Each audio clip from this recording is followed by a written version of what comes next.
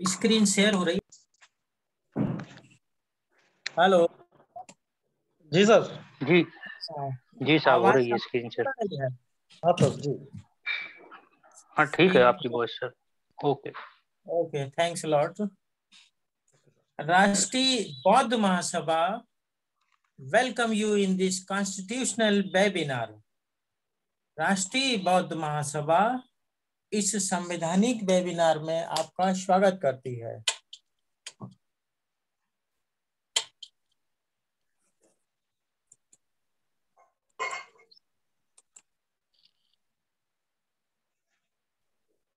जैसे कि ये मेरा डिक्लेरेशन है और यह मैं देश के समस्त नागरिकों के समक्ष प्रस्तुत करता हूं और अपने विषय में बताता हूं। अपने जो हमारा जो उद्देश्य है वो भी बताता हूं। तो ये देश के समस्त नागरिकों के समक्ष प्रस्तुत है और मैं देश के समस्त नागरिकों से अपेक्षा करता हूं कि वह इसको अपने संज्ञान में ले लेते होंगे।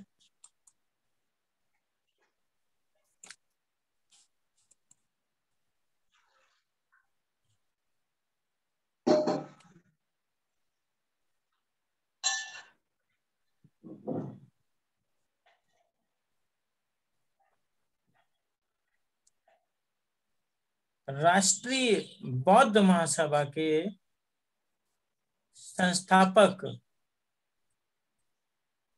एवं भूतपूर्व एमएलसी माननीय धर्म प्रकाश भारती बौद्ध जी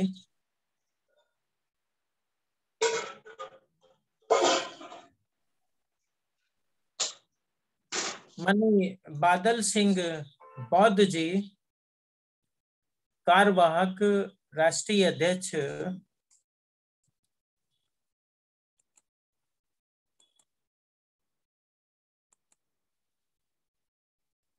और ये जो स्लाइड है ये पिछले सप्ताह की है, ये मैं चेंज नहीं कर सका। तो उसके पीछे जो है कई कारण हैं और उसमें से एक कारण है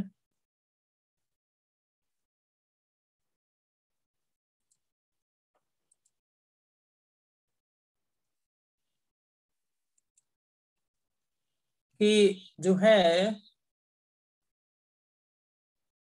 13 तारीख को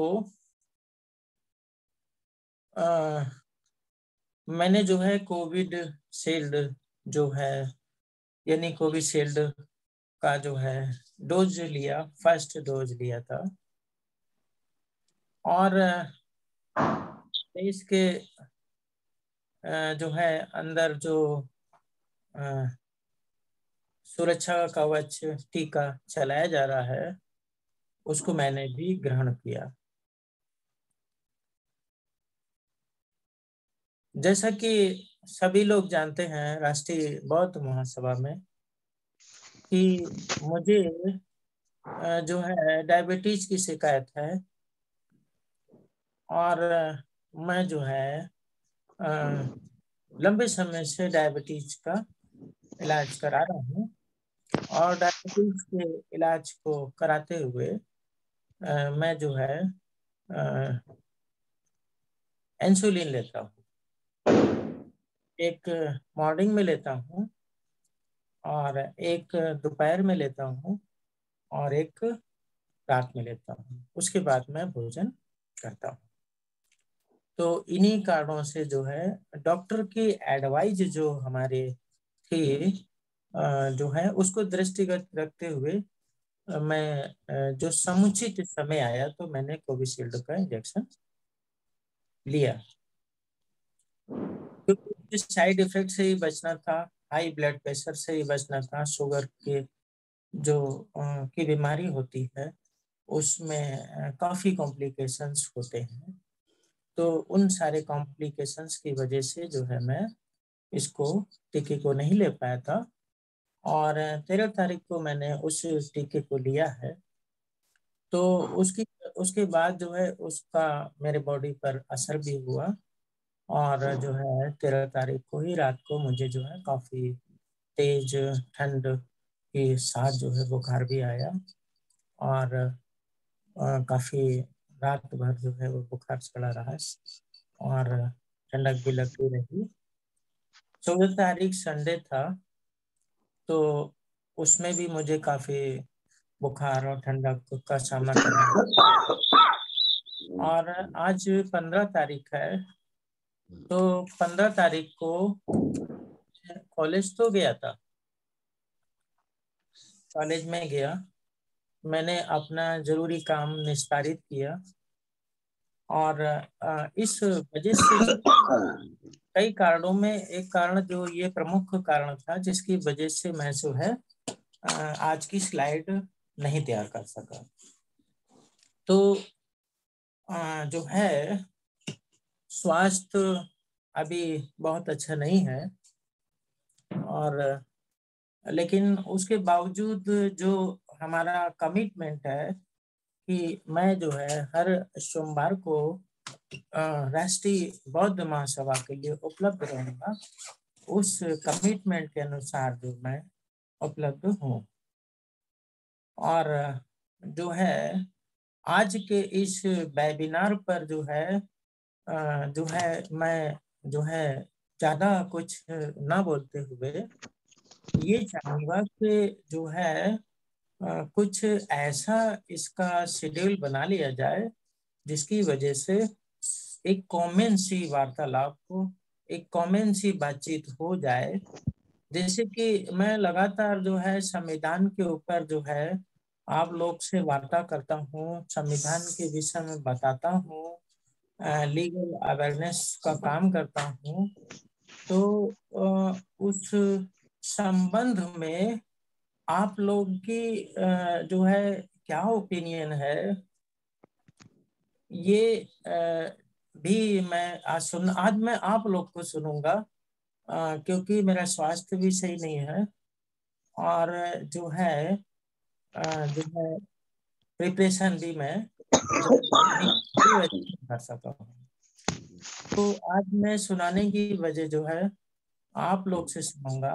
हाँ, और जो है मैं ये जानना चाहूंगा, जैसे कि माननीय धर्म प्रकाश भारती जी को भी मैं सुन नहीं पाता हूँ, और माननीय बादल सिंह बौद्ध जी को भी मैं सुन नहीं पाता हूँ, क्योंकि कई लीगल समस्याएं हैं और दूसरी भी समस्याएं हैं जिसकी वजह से अवसर मुझे कम मिल पाता है। तो जो भी हो, जैसे भी हो, तो जो है क्या है लक्ष्य इस संवैधानिक वार्ता का, संवैधानिक चर्चा का, क्या हम अपने लक्ष्य को कितना पूरा कर पा रहे हैं, कितना लोगों को समझ में आ रहा है। जो मेरा राष्ट्रीय बौद्ध महासभा का उद्देश्य है कि लोगों को कानूनी जानकारी प्रदान करना, उस संबंध में मैं कितना सफल हो पा रहा हूँ, पर्सनली मैं आप लोगों को कितना दे पा रहा हूँ, what is my performance, what is our performance, तो उसमें क्या मार्क्स मिलते हैं और हम लोगों को और क्या करना चाहिए, या जो भी टॉपिक है उसको सेलेक्ट करके फिर जो है माननीय धर्म प्रकाश भारती जी हैं, बादल सिंह बौद्ध जी हैं, अन्य लोग हैं, आप लोग परामर्श करके तो ये सडनली जो है डिजाइन करके इसको कार्यक्रम को आरंभ करिए। उसमें 10 मिनट 5 मिनट मैं भी बोल दूंगा।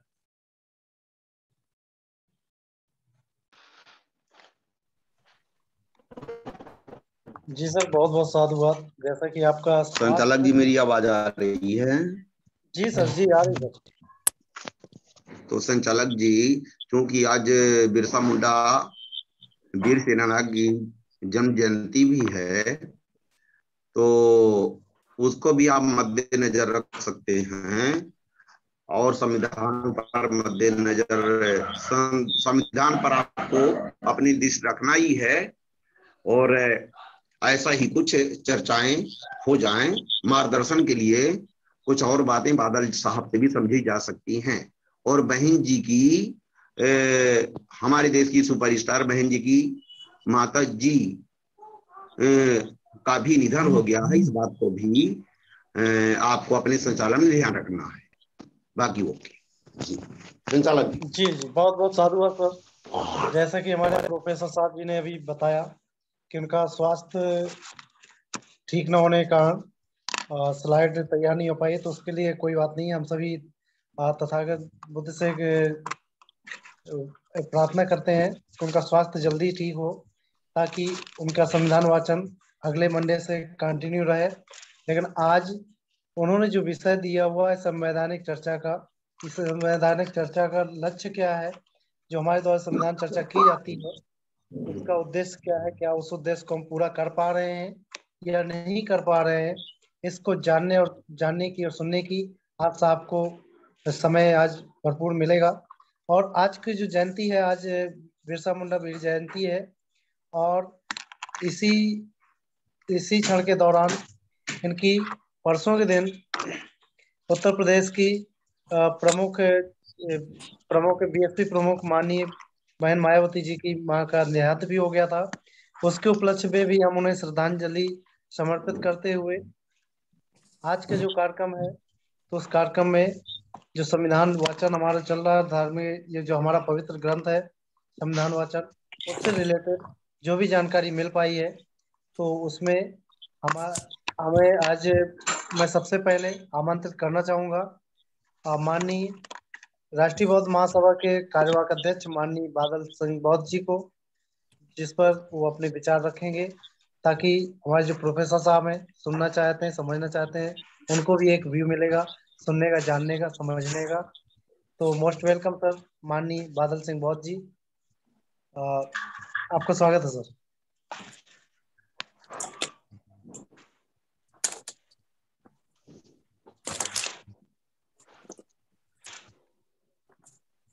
तो बहुत साधुवाद माननीय संचालक जी। सभी महामानवों को सादर त्रिवार वंदन।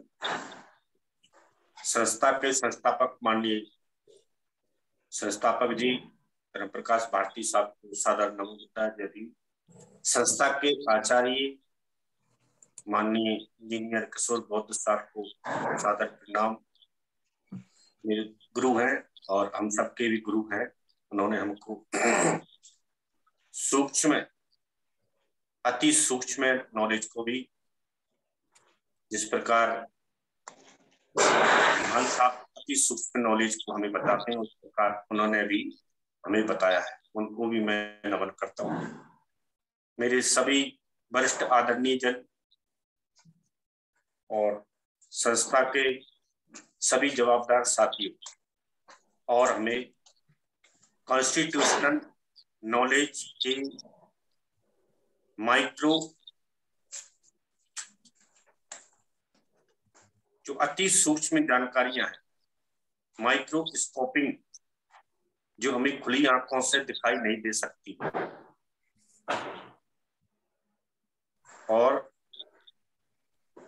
जिन्हें हम बारीकियों को आसानी से नहीं समझ सकते, उनका ज्ञान माननीय धीमान साहब सबको कराते।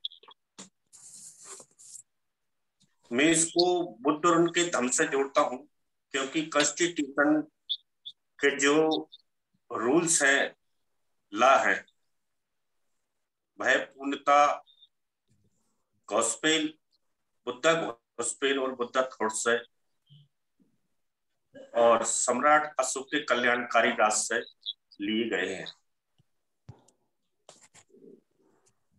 बुद्धयन धम्मा के भाग 2 खंड 2 और भाग 1 को जब हम प्रारंभ से देखते हैं, उसमें जो नॉलेज की बात है, ज्ञान की बात है, इस ज्ञान को राजकुमार सिद्धार्थ के द्वारा प्राप्त कर लेने के बाद हम ऐसा पढ़ते हैं उसमें कि उनको ऐसा डाउट हुआ, उसके नाम से लिखा है कि मैं इस समाज को बताऊं या नहीं बताऊं, इसको लोग समझेंगे या नहीं समझेंगे। तो इस डाउट के पीछे वजह ये थी, तथागत ने सोचा कि निस्संदेह मैंने एक नया मार्ग सद्धम पा लिया है, लेकिन हर सामान्य आदमी के लिए इसका समझ सकना और अनुकरण करना बहुत कठिन है, सामान्य आदमी की। उसी तरह कॉन्स्टिट्यूशन के जो आर्टिकल हैं, वह सामान्य आदमी को समझ पाना बहुत कठिन है, बुद्धिमानों तक के लिए है अति सूक्ष्म। अति सूक्ष्म मान बहुत छोटे महीन कण के बराबर, माइक्रोस्कोप, इसे कोपिंग जिसे हम कह सकते हैं। इन्हें हम छोटे ज्ञान को खुली आंखों से नहीं देख सकते। अति जानकार और बुद्धिमान व्यक्ति भी इसे सूक्ष्मदर्शी या मैग्नीफाइंग ग्लास के बगैर नहीं देख सकते। सूक्ष्मदर्शी हमारे लिए बोधिसत्व बाबा साहब हैं। इनके चश्मे के बगैर हम कॉन्स्टिट्यूशनल राइट्स को उस तरीके से प्राप्त नहीं कर सकते जिस तरीके से हम पढ़ते हैं और समझते हैं। इसकी सूक्ष्म जानकारी माननीय धीमान साहब के द्वारा लगातार हमें दी जा रही है। तो जिस प्रकार हम बुद्धिज्म को बाबा साहब के चश्मे के बगैर नहीं पढ़ सकते, उसी प्रकार कॉन्स्टिट्यूशनल नॉलेज को हम उस तरीके से नहीं समझ सकते जिस तरीके से धीमान साहब हमको समझाते हैं। तथागत ने इसी कारण अष्टांगिक मार्ग का महत्वपूर्ण प्रथम मार्ग सम्मादित्ति, सम्यक दृष्टि, राइट व्यू को सबसे पहले रखा, क्योंकि हमको देखना है, सूक्ष्म से सूक्ष्म ज्ञान को हमको देखना है। सामान्य व्यक्ति सामान्य तरीके से देखते हैं और वाचिंग करने वाले व्यक्ति वाचिंग तरीके से इसको देखते हैं। लेकिन ये नॉलेज, इसमें एक एक शब्द में अथाह शब्द छुपे हुए हैं, वह आम आदमियों के सामर्थ्य में नहीं है। ये कॉन्स्टिट्यूशनल नॉलेज राष्ट्रीय बौद्ध महासभा के साथियों को प्राप्त हुआ है माननीय धीमान साहब के द्वारा, और जो रिकॉर्डिंग होती है राष्ट्रीय बौद्ध महासभा के यूट्यूब चैनल पर, हम उनको बार बार कभी भी कोई बात भूल जाते हैं कि धीमान साहब ने कौन से आर्टिकल की कौन सी बात को किस तरीके से डिफाइन किया है और कौन कौन से आर्टिकल में कौन कौन से देश हित के, समाज हित के और हेल्थ के, एजुकेशन के और राइट के नियम छुपे हुए हैं। उन नियमों को धीमान साहब ज्ञान कराते हैं।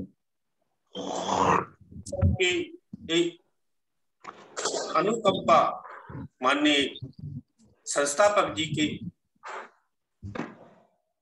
निवेदन पर हम सभी साथियों को इसका ज्ञान किया जाता है, और महीने में एक बार इसकी बीच बीच में टेस्टिंग भी उनका करना शिक्षक का उद्देश्य होता है कि जो मैंने क्लास ली है उसका रिजल्ट ओरिएंटेड आ रहा है या नहीं आ रहा है, या फिर ऐसा होता है कि हम जैसे सुनते थे कि आगे पाठ पीछे सपाट, जो हमको वो पढ़ाते जा रहे हैं वह ऐसे ही तो नहीं जा रहा है। सामान्य तौर पर तो हम इसको नहीं सुन रहे हैं, इसको हम देख रहे हैं कि नहीं देख रहे हैं, या फिर ऐसे ही बैठ के एक दूसरे को चेहरे को देखकर तो नहीं जा रहे हैं। तो इसके पीछे ईमान साहब की यही मंशा है कि सभी साथियों को इसको पुनः या तो YouTube से आप सुने, संविधान के देखें कि कहाँ लिखा है ऐसा। कई साथी तो जब साफ पढ़ते हैं तो वो रखते भी हैं और स्क्रीन पर पूरा का पूरा आर्टिकल की स्लाइड आपके सामने शेयर भी करते हैं। लेकिन मुझे नहीं लगता है कि कौन कौन से साथियों ने धीमान साहब से फोन करके कभी पूछा होगा साहब उस दिन के आर्टिकल में आपने ये समझाया था, मैं समझ नहीं पाया, कृपया मुझे और दोबारा बता दीजिए। तो जिस साथी को भी अगर कभी समझ में ना आए तो सुबह शाम को साथ को समय रहता है, उनसे अनुमति लेकर क्या साहब मैं आपका समय हो तो 2 मिनट ले सकता हूँ का, तो आप उन्हें भी उनसे सुन सकते हैं। और ये बहुत महत्वपूर्ण ज्ञान है, आपको लेना ही एंड करना चाहिए, अन्यथा उसी प्रकार से ये बात हो जाएगी कि काल कोठरी में फंसे हुए कारागार के कैदी को ये ज्ञात ही नहीं होता है कि भाई काल कोठरी में कैद है। इस सम्यक दृष्टि में तथागत ने कहा, और काल कोठरी में कैद होने के बाद भी उसको ये महसूस नहीं होता कि मैं अंधा भी हो चुका, और अंधे व्यक्ति को इस बात का भी ज्ञान नहीं रहता कि प्रकाश नाम की भी कोई चीज है। लेकिन तथागत कहते हैं कि हे परिव्राज को, निराशा की इसमें कोई बात नहीं है। नॉलेज के आधार पर, प्यूरिटी के पथ पर, शुद्धता के मार्ग पर, सील के आचरण से इनको इस कारागार से भी बाहर निकाला जा सकता है।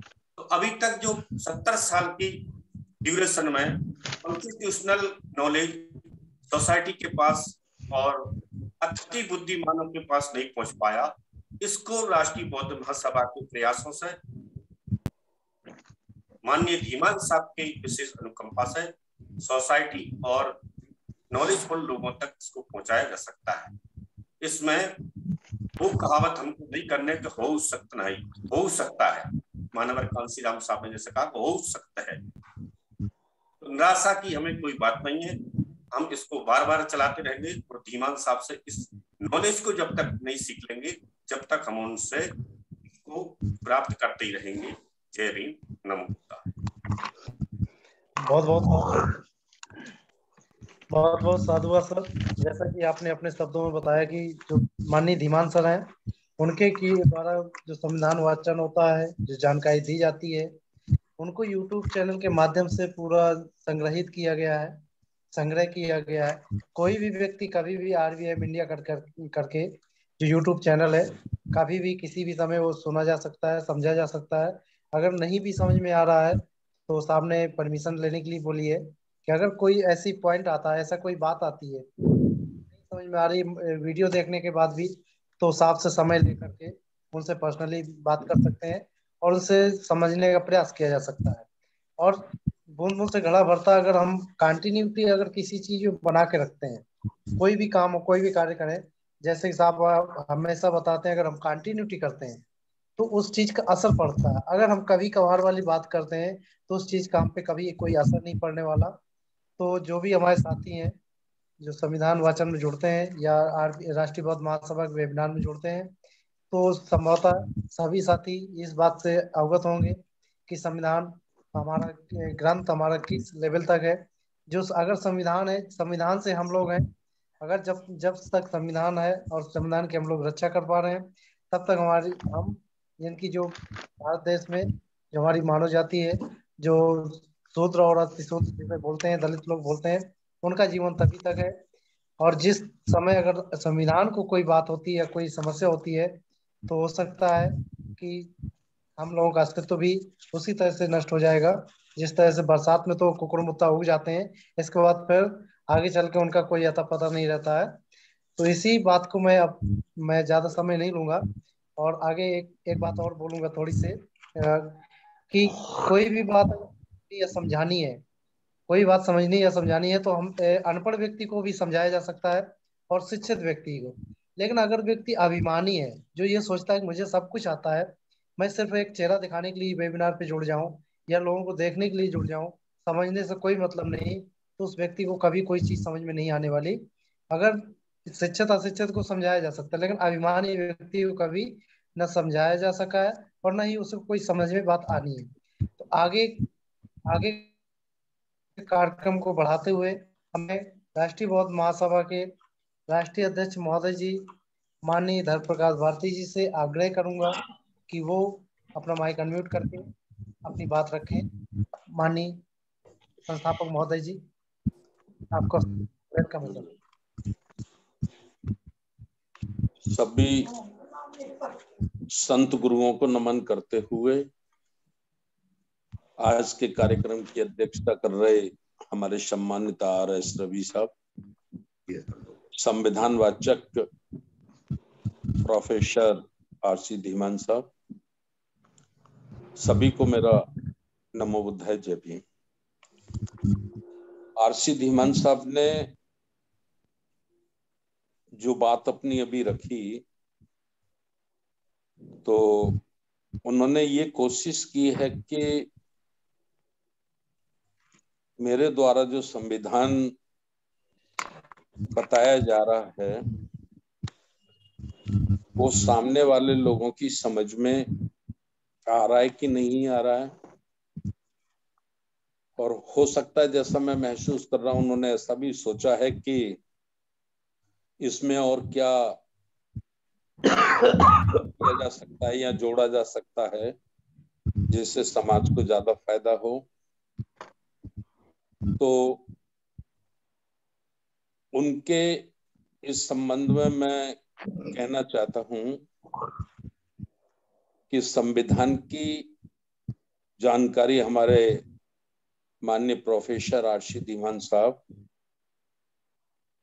बहुत ही सरल शब्दों में वो रख रहे हैं और उसके साथ उसकी खूबसूरती जब और बढ़ जाती है तब समय समय पर वो संविधान सभा में जो चर्चा हुई थी उसकी भी चर्चा करते हैं।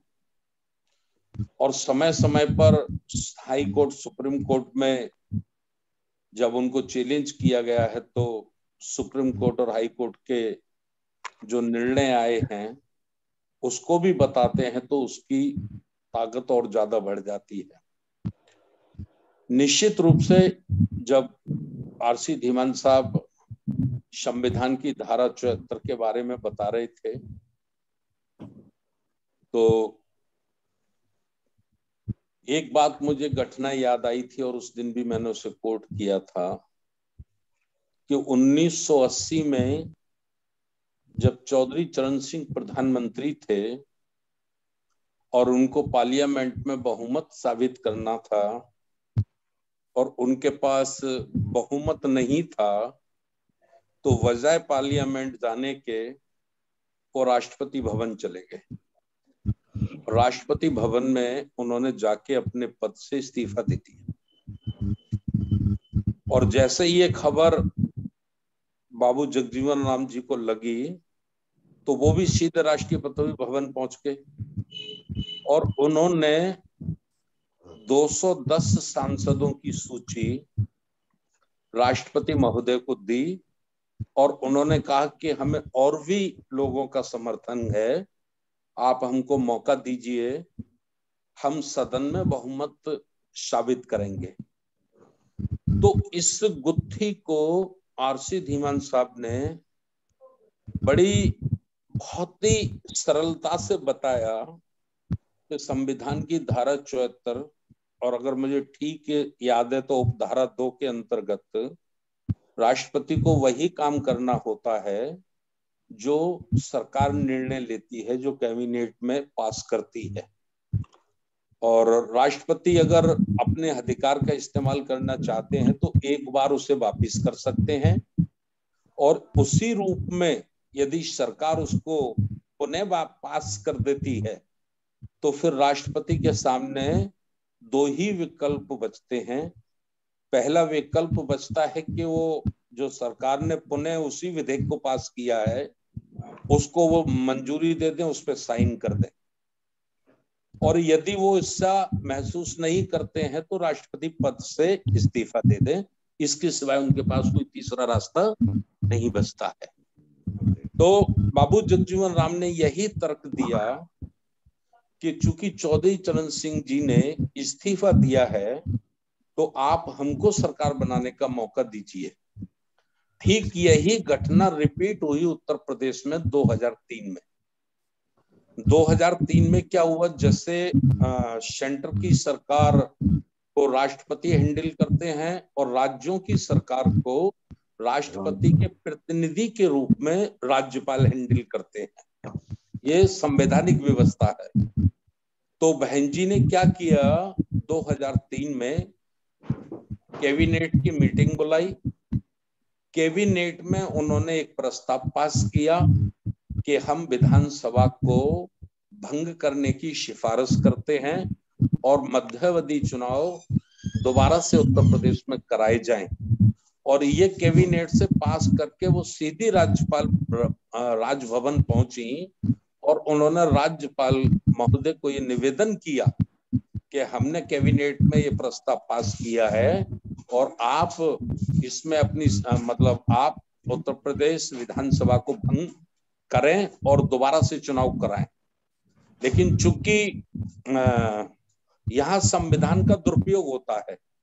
देखिए व्यवस्था आती है संविधान की धारा 74 और मुझे ठीक ध्यान है तो शायद उपधारा 2, वहां राष्ट्रपति को यह अधिकार देती है वो कि जगजीवन राम को सरकार बनाने के लिए उनको आमंत्रित करना चाहिए, या कोई और विपक्षी दल हैं जो बहुमत साबित करने का भरोसा दिलाते हैं तो उनको मौका दिया जाना चाहिए।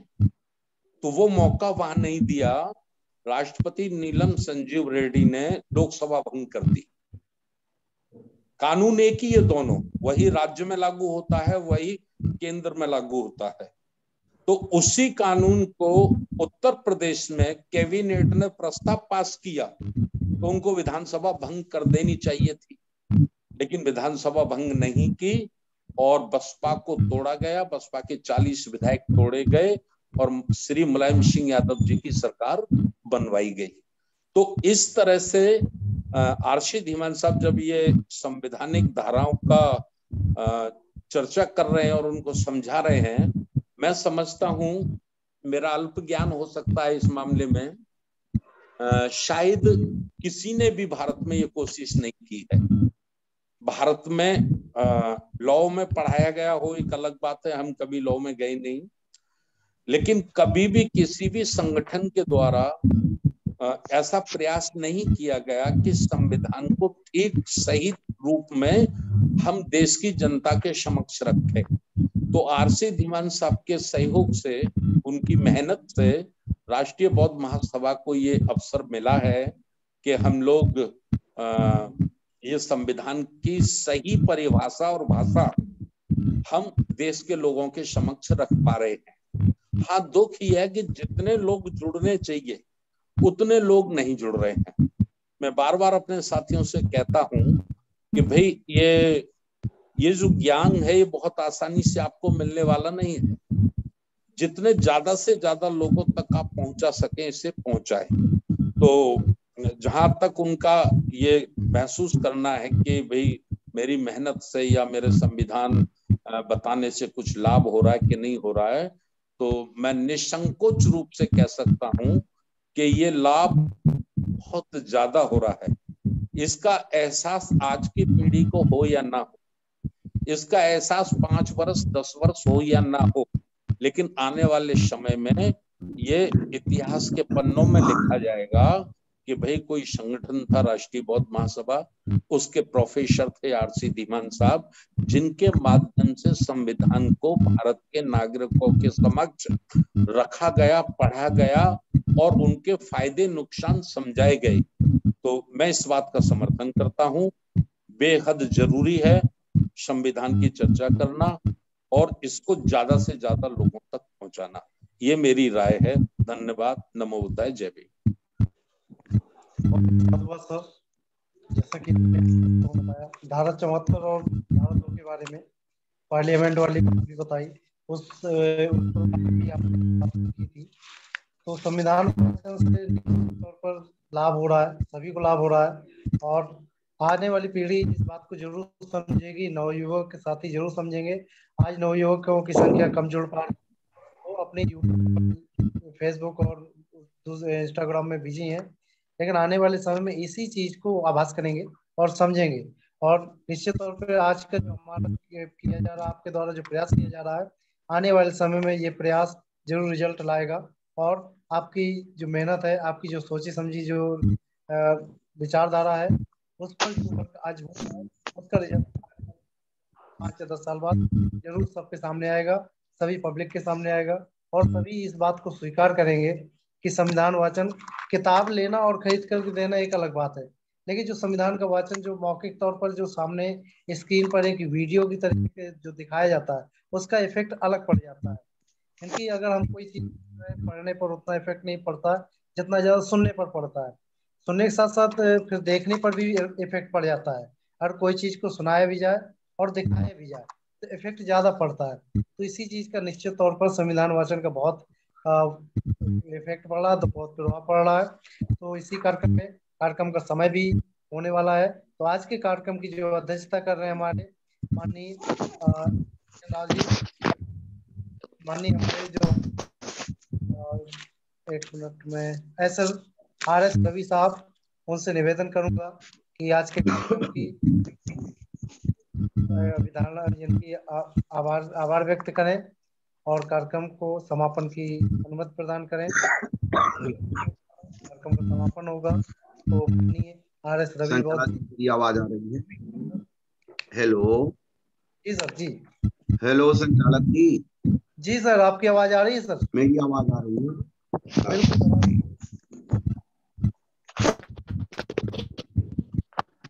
एक बार पुनः आज के संवैधानिक जो मीटिंग में शामिल पूरे भारत के सभी धर्मानुगामियों का बहुत बहुत आभार एवं साधुवाद ज्ञापित करते हुए और मुख्य रूप से हमारे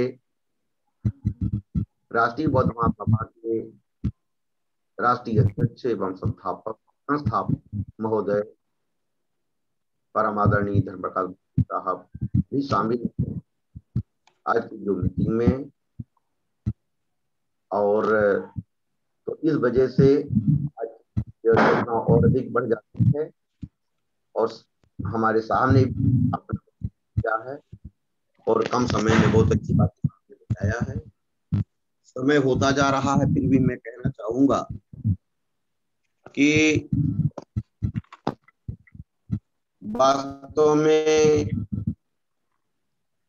परम पूज्य बाबा साहब अम्बेडकर ने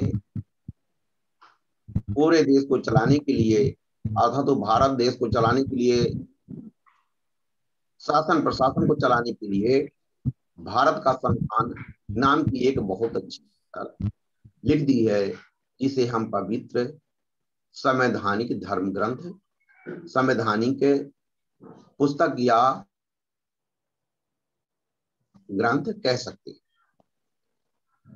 जिसके द्वारा हमारे देश के शासन के बड़े बड़े पदाधिकारी, चाहे राष्ट्रपति हों, चाहे प्रधानमंत्री हों, राज्य स्तर पर चाहे राज्यपाल हों, चाहे मुख्यमंत्री हों, फिर प्रशासन में चाहे उच्च स्तर के IAS जिसमें सचिव वगैरह भी आते हैं, और छोटे से छोटे कर्मचारी वृत्ति या सुधार वगैरह आते हैं, वो सभी भारत के संविधान से प्रभावित होकर के शासन कर रही है। और अब तक भारत का संविधान लगभग 72 वर्ष पूरे होने जा रहे हैं। हमारे देश में बाबा साहब के कर कमलों से लिखा हुआ संविधान चल गया, ये बहुत बड़ी बात है। हमारे देश के लिए, अमुक रूप से बहुजन समाज के लोगों के लिए यह एक बहुत बड़ी उपलब्धि। मैं समझता हूं कि 72 साल के चलने के बाद हमारे देश के बहुजन समाज के लोगों का जो जीवन स्तर है, जो रीति रिवाज, संस्कार, परंपरा, व्यवसाय, शिक्षा आदि में लगभग 70-80% सुधार हो जाना चाहिए था। होना तो 90% के ऊपर होना चाहिए था। लेकिन जब हम आप अच्छे से अध्ययन करते हैं, चाहे शहर की बस्ती हो, चाहे गांव की बस्ती हो, तो ऐसा लगता है कि अभी भी हमारे बहुजन समाज में संविधान नहीं पहुंच पाया है या कम पहुंच पाया है। ये पहली बात मैंने कह दी है। दूसरी बात मैं कहना चाहूंगा, शायद मेरी बात सटीक उतर जाए। एक आर्टिकल बहुत अच्छा है 22 और 23, 22 एवं 23 धाराएं। इसमें हमारे संविधान के विद्वान माननीय आर.सी. धीमान साहब ने समझाया था, पढ़ाया था कि हमारे देश की सरकार हमारे देश की धरोहर को जानबूझकर ध्वस्त या नष्ट नहीं कर सकती है। प्राचीन धरोहर को, हमारे देश की प्राचीन संपदा को, प्राकृतिक संपदा को या पुरातत्व विभाग से जुड़ी हुई संपदा को किसी भी सूरत में नष्ट भ्रष्ट नहीं कर सकती है, उसे बल्कि उसकी सुरक्षा कर सकती है, संभाल सकती है। इसी प्रकार से हमारे देश के कई महत्वपूर्ण विभागों को भी निजीकरण में नहीं किया जा सकता है। फिर भी हम आप जानते हैं कि वर्तमान समय में 22 एवं 23 धारा का वर्तमान सरकार द्वारा भी पालन, मैं समझता हूं, कुछ परसेंट कम किया जा रहा है।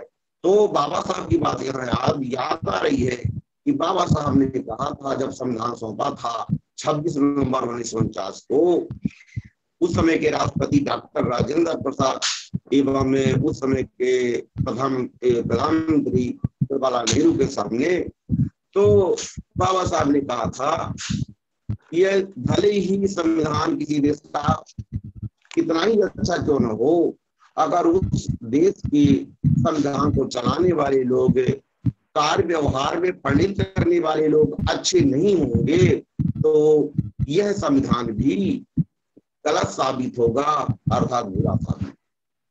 दूसरी बात उन्होंने भी कहा था कि भले ही किसी देश का संविधान भले ही कमजोर हो या छोटा हो, किंतु अगर संबंधित देश के क्रियान्वयन करने वाले अर्थात शासन प्रशासन में बैठे हुए लोग यदि संविधान का ढंग से क्रियान्वयन कर सकते हैं, तो कमजोर संविधान भी अच्छा संविधान साबित हो सकता है। अभी एक आर्टिकल पर साफ बात कर ही दिया है, 74/2 आर्टिकल पर साहब ने अपनी बहुत अच्छी बात रखी है। और अंतिम बात मैं कहना चाहूंगा, समय समाप्त हो रहा है, कि वास्तव में जो हमारे देश की अनमोल धरोहर है, उसमें से सबसे अनमोल धरोहर है भारत का संविधान। और भारत के संविधान को संभालने की, उसकी रक्षा करने की, सुरक्षित रखने की जिम्मेदारी भविष्य के लिए हमारे समाज के लोगों की ही है, किसी अन्य की नहीं। तो आज जो जूम मीटिंग में जुड़े हुए लोग हैं, हमारे संस्थापक महोदय एक बार कह रहे थे कि यदि किसी पिता के पास 4 कमरे या 2 कमरे घर हैं, अगर वह पिता कमजोर हो जाता है, वृद्ध हो जाता है या दुनिया से विदा हो जाता है, तो पिता की धरोहर की रक्षा करने की जिम्मेदारी उसके बच्चों की ही होती है, किसी अन्य की नहीं। उसी प्रकार से परम पूज्य बाबा साहब अम्बेडकर हमारे पूर्वज हैं, उनकी दी हुई अनमोल धरोहर है भारत का संविधान, तो उसकी रक्षा करने की जिम्मेदारी हमारे बहुजन समाज के लोगों की ही बनती है। यह बहुत मार्किल बात है। हमारे बहुजन समाज के लोगों को इस बात को गंभीरता से समझना चाहिए है। यह बात मैं इसलिए कहना चाहता हूँ कि 8 अगस्त 2018 को दिल्ली के रामलीला मैदान में संविधान की प्रतियां जलाई गई। उसमें से 12-13 लोग और शामिल तो बहुत लोग थे, 13-14 लोगों का नाम भी आया था। वो नाम भी मैं डायरी में लिखा हूँ, उनको बताने का अवसर नहीं है। उनमें से 1-2 लोग पकड़े गए हैं, बाकी अभी वो घूम रहे हैं। अभी एक मध्य प्रदेश की घटना है, राजनीति से जुड़े हुए व्यक्ति ने, किसी ने भारत के संविधान को जलाया। तो जो मीटिंग में जुड़े हुए हैं साधु सबको, उनमें से कुछ लोगों को मालूम होगा। तो मैं आप लोगों से कहना चाहता हूं कि हमारे पूर्वजों की धरोहर, चाहे पूर्वजों में चाहे हमारे देवानाम प्रियदर्शी सम्राट अशोक मान रहे हों, चाहे महात्मा ज्योतिबा फुले हों, चाहे छत्रपति साहू जी महाराज हो, या परम पूज्य बाबा साहब अम्बेडकर हो, और मैं बहुत ही मार्किल बात कहना चाहता हूं कि बहुजन समाज के सामने आगे पीछे दाएं बाएं जो भी हम आप विकास देख रहे हैं थोड़ा बड़ा, उसका केवल और केवल कारण है परम पूज्य बाबा साहब अम्बेडकर के द्वारा लिखा गया संविधान 72 वर्ष तक चल पाना। ये बहुत बड़ी उपलब्धि है। तो मैं आप सबसे यही आग्रह करता हूं कि लोग कम जुड़ पा रहे, इस संबंध में हमारे राष्ट्रीय अध्यक्ष महोदय जी ने कमेंट कर दिया है। तो एक बार पुनः है आप सबसे आग्रह करता हूं कि हमारे राष्ट्रीय अध्यक्ष एवं संस्थापक जी ने बहुत ही अच्छा फाउंडेशन तैयार कर दिया है। राष्ट्रीय बौद्ध महासभा पूरे भारत के लोगों को एकता के सूत्र में बांधने के लिए और देश स्तर पर, प्रदेश स्तर पर, संभाग स्तर पर, जिला स्तर पर, यहाँ तक तहसील स्तर तक भी संगठन धीरे धीरे खड़ा हो गया है। अब यह एक ढांचा खड़ा हो गया है। अब इसको हम आपको ढंग से दुरुस्त करना है। हम लोगों को सीनियर पदाधिकारियों के मार्गदर्शन में हम सभी को मिलकर के राष्ट्रीय बौद्ध महासभा जैसे महत्वपूर्ण संघ को ढंग से मजबूत करना है। और बहुत अच्छी बात है कि संवैधानिक रूप से अब तक हम सबका बहुत अच्छा मार्गदर्शन कर रहे हैं हमारे मार्गदर्शक सम्मानित आरसी धीमान साहब, और समय समय पर वो बहुत अच्छा करते, कभी कभी पूछ भी लेते हैं क्योंकि स्वास्थ्य कम है, स्वास्थ्य उनका कमजोर है साहब का, तो उन्होंने अपना जो उद्बोधन कम ही दिया है। आने वाले समय में हम करुणा के सागर तथागत बुद्ध से हम सब विनय प्रार्थना करते हैं कि ऐसे नैतिक हमारे विद्वान प्राध्यापक की तबीयत सुधर जाए और हमारे बहुजन समाज को संविधान का ज्ञान मिले। ऐसी हम करुणा के सागर तथागत बुद्ध से प्रार्थना करते हैं, विनय करते हैं। समय हो चला है। एक बार पुनः है आज के जो मीटिंग में जुड़े हुए हमारे राष्ट्रीय बौद्ध महासभा के राष्ट्रीय कैबिनेट के सभी पदाधिकारियों का बहुत बहुत आभार व्यक्त करते हुए तथा आज के जो शामिल सभी उपासक उपासिकाओं का सम्मान एवं स्वागत करते हुए तथा सम्मानित आरसी धीमान साहब के प्रति बहुत बहुत कृतज्ञता व्यक्त करते हुए और आज का सफल संचालन कर रहे हमारे उत्तर प्रदेश के प्रभारी अर्थात संयोजक सम्मानित विजय कुमार बौद्ध साहब बहुत अच्छा सब संचालन किए हैं।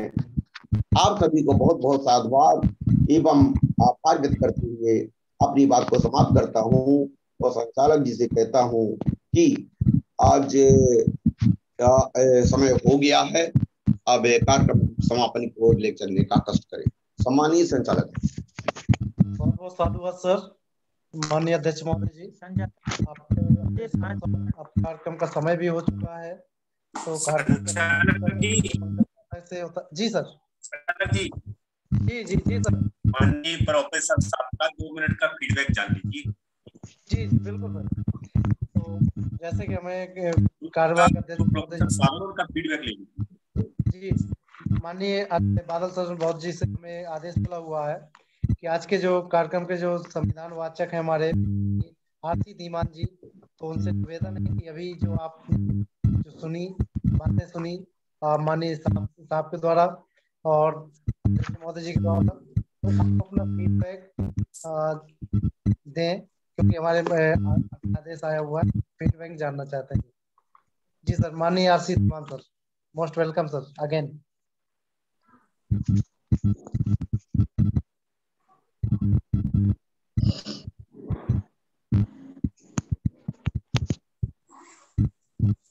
बोलता हूँ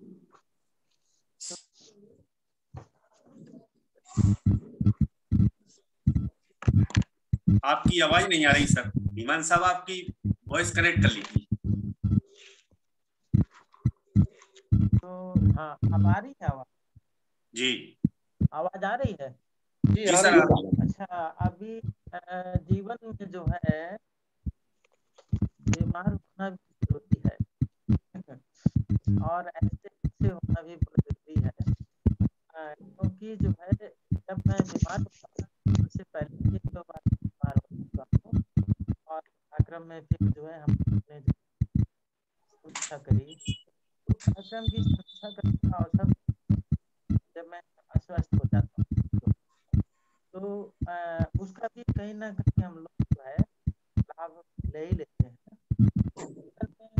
हर एक अपना से सीखने का अवसर मिलता है, हर एक जो है स्थिति का जो संविधान के संबंध जो माननीय धर्म प्रकाश भारती जी ने बताया कि जो है किस प्रकार से आम इंसान को कानून की जानकारी नहीं है, तो ये उसी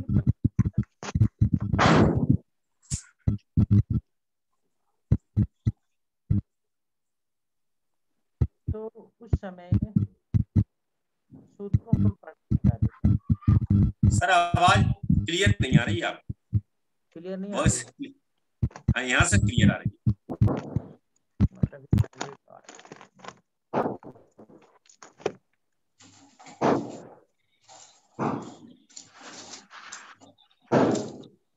आ रही है? हेलो जी जी जी, मैं ही कह रहा था जैसे धर्म प्रकाश भारती जी ने बताया कि जो संविधान है जिसके आधार पर देश को चलना है, जिसके आधार पर देश के नागरिकों को चलना है, जिसके आधार पर नागरिकों का विकास होना है, सामाजिक, आर्थिक, राजनीतिक, उसकी ही जानकारी देश के नागरिकों को नहीं है। और राष्ट्रीय बौद्ध महासभा इसी महान उद्देश्य को पूर्ण करने का प्रयास कर रही है। तो उस उनके इस प्रयास में जो है मैं जो अमूल्य योगदान जो है देने का प्रयास कर रहा हूँ, तो वह प्रयास सार्थक दिशा में बढ़ रहा है।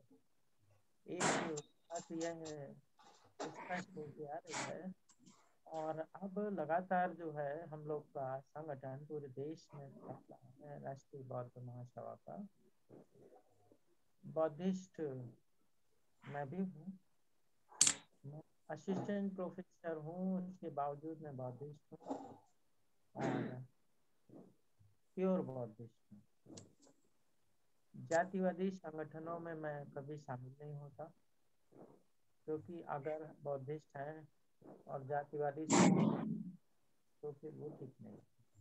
कहीं ना कहीं हम बुद्ध के विचारों से दूर। तो एक अच्छी समीक्षा और मैं अपने जो है अमूल्य समय को राष्ट्रीय बौद्ध महासभा के इस कार्यक्रम के अलावा जो अन्य कार्यक्रम आयोजित होंगे मंचों पर होते हैं, जैसे कि अभी नेक्स्ट कार्यक्रम आयोजित होना है, डिक्लेरेशन हो गया है, तो ऐसे कार्यक्रमों में भी अमूल्य समय देना चाहता हूँ और आगे भी मैं दूंगा। स्वास्थ्य जो है मेरा बस यही है कि वो ठीक रहे। ऑनलाइन जो है मेरे लिए इजी रहता है। ट्रेवलिंग में ये होता है कि लंबी ट्रेवल करने में दिक्कत रहती है, तो कोशिश करेंगे कि उसके लिए सिस्टमैटिक सिस्टम किया जाए। मैं अपनी तरफ से जो है यह कमिटमेंट करता हूँ कि जिस तरीके से मैं एनर्जी के साथ काम कर उस से जो है 100 गुना ज़्यादा एनर्जी के साथ जो है मैं राष्ट्रीय बौद्ध महासभा के ये जो है काम करता रहूँगा। जो मैं एक बात रिक्वेस्ट करना चाहूँगा अपने साथियों के साथ कि जो है मैंने जैसे बोला कि जितना मैं जो है एनर्जी के साथ काम कर रहा था उसका 100% और बढ़ा करके मैं राष्ट्रीय बौद्ध महासभा के लिए और बौद्ध समाज के लिए और देश के नागरिकों के लिए काम करूँगा। तो जो है यह कमिटमेंट तब पूरा हो सकता है जब हमारे समस्त साथी भी यह कमिटमेंट करें। दूसरी बात, एक बात कह के मैं अपनी बात को कंप्लीट करूंगा, समय बहुत कम है। कि जब कार्ल मार्क्स इस दुनिया में नहीं रहे, जर्मन में कार्ल मार्क्स का जो जन्म हुआ था, जब वह इस दुनिया में नहीं रहे तो उनके साथ हमने पढ़ा है कि 7 साथी थे जब उनकी मृत्यु हुई थी। 7 सपोर्टर्स थे। और जब बाबा साहब डॉक्टर अंबेडकर नहीं रहे तो लाखों लोगों की भीड़ थी। जर्मन विचारक कार्ल मार्क्स के विचार और बाबा साहब अम्बेडकर के विचारों की जब तुलना करी जाए तो बाबा साहब अम्बेडकर से ज़्यादा पढ़ा लिखा दुनिया में कोई नहीं है। उनसे बड़ा विचारक दुनिया में आज तक पैदा नहीं हुआ है। जब उनके कृत्यों को, उनके कार्यों को हम सद्भावना पूर्वक विचार करेंगे तो उनसे बड़ा विचारक दुनिया में पैदा नहीं हुआ है। परंतु 7 समर्थक कार्ल मार्क्स के, उन्होंने इस देश के अंदर ही नहीं पूरी दुनिया के अंदर कार्ल मार्क्स के विचारों को फैला दिया और लाखों बाबा साहब के, अंबेडकर साहब के अनुयायी, तथागत गौतम बुद्ध के अनुयायी आज हम उस सफलता को हासिल क्यों नहीं कर पा रहे हैं। इस पर रात में सोते समय 1 घंटे विचार करिए डेली। एक बात। दूसरी बात, हमारा क्या कंट्रीब्यूशन है, हमने क्या वास्तव में आज जो है तथागत गौतम बुद्ध के विचारों को फैलाने के लिए कुछ किया। या नहीं किया, इस पर भी समीक्षा करनी चाहिए। व्यक्तिगत समीक्षा करनी चाहिए, खुद की समीक्षा खुद के द्वारा करनी चाहिए, और ये देखना चाहिए कि जो है क्या वास्तव में तथागत गौतम बुद्ध के विचारों के लिए हमने कुछ किया या नहीं किया। दूसरों पर इल्जाम लगाते हैं तो जो है कि उनको काम करना चाहिए था, उन्होंने नहीं किया, ये जिम्मेदारी इनकी थी, इन्होंने नहीं किया, तो जो है इसको जो है भारत की भाषा में बोलते हैं बहानाबाजी, और इसको जो है बोलते हैं बहाना साइटिस्ट की एक बीमारी है। तो लोग बहाना बनाते हैं, अपने उत्तरदायित्व को पूरा करने की बजाय दूसरों पे डालते हैं। तो मैं जो है हमेशा अपील करता हूँ कि राष्ट्रीय बौद्ध महासभा के समस्त समर्थकों को ऐसी दम लगा के काम करना चाहिए जिस तरीके से कार्ल मार्क्स के समर्थकों ने किया है, कि इस वेबिनार की संख्या को, जैसा कि हम लोग की 1000 की संख्या है, इस लक्ष्य को टच करने के लिए कोशिश कीजिए, क्योंकि विचार जो है तब नष्ट हो जाते हैं जब उनका विस्तार नष्ट हो जाता है, उनका प्रचार बंद हो जाता है। और हमें अगर जो है तथागत गौतम बुद्ध के विचारों को पूरे देश में फैलाना है, पूरी दुनिया में फैलाना है, तो हमें ईमानदारी से काम करना होगा, ऑनेस्टी का मूल्यांकन खुद करना होगा, उत्तरदायित्वों का मूल्यांकन खुद करना होगा, अपना खुद का मूल्यांकन करना होगा, और देखना होगा कि क्या हमने किया और कितना किया और क्या हमें करना और चाहिए। तो अभी मैं देख रहा था मध्य प्रदेश के लोगों की भागीदारी अच्छी है, 62% है, और उत्तर प्रदेश की जिम्मेदारी ज़्यादा है। राष्ट्रीय बौद्ध महासभा के संस्थापक उत्तर प्रदेश से हैं, तो ये जो है उत्तर प्रदेश के साथियों से मैं अपील करना चाहता हूँ, मानवर कांशीराम साहब भी एक बार रैली में अपील कर रहे थे, मैं लखनऊ में गया था, कि मध्य प्रदेश वहाँ लखनऊ में रैली थी, उत्तर प्रदेश के लोग बहुत बड़े पैमाने पे आए हुए थे, और महाराष्ट्र के लोगों से वो अपील कर रहे थे कि महाराष्ट्र के अंदर जो है बहुजन समाज पार्टी को नंबर 1 की पार्टी लाने का प्रयास कीजिए। क्यों? क्योंकि जो है मानवर कांशीराम साहब जो है महाराष्ट्र में कुछ करके दिखाना चाहते थे,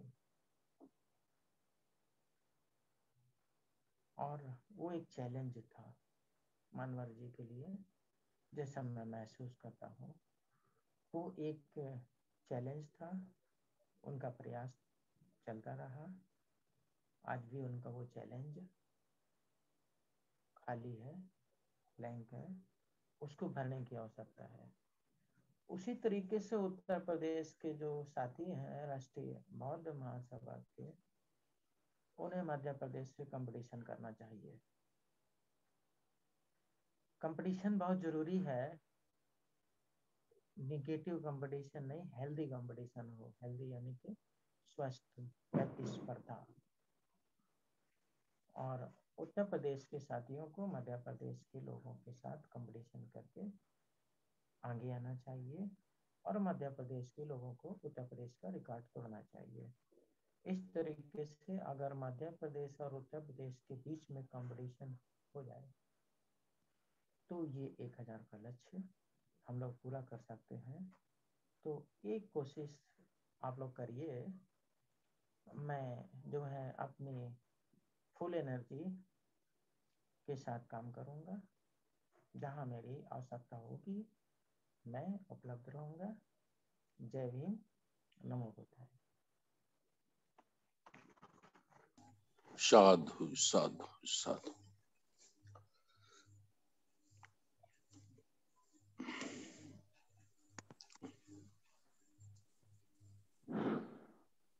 सभी साथी अभी फीडबैक आप सुन रहे थे माननीय प्रोफेसर साहब, क्योंकि सामने ये जानना चाहा था क्या सीख रहे हैं, इसलिए उनका फीडबैक सुनना भी जरूरी है। अध्यक्ष जी से मैं माफी चाहता हूँ कि मैंने बीच में उन्होंने आदेश दिया था कि सभ्य सत्ता कराएगा, लेकिन फीडबैक जानना भी जरूरी रहता है, ये क्लियर हमको करना चाहिए। और अब सभी साथी अपना माइक ओपन करके सभ्य सत्ता के साथ आज के कार्यक्रम को समाप्त करते हैं। सभी साथी एक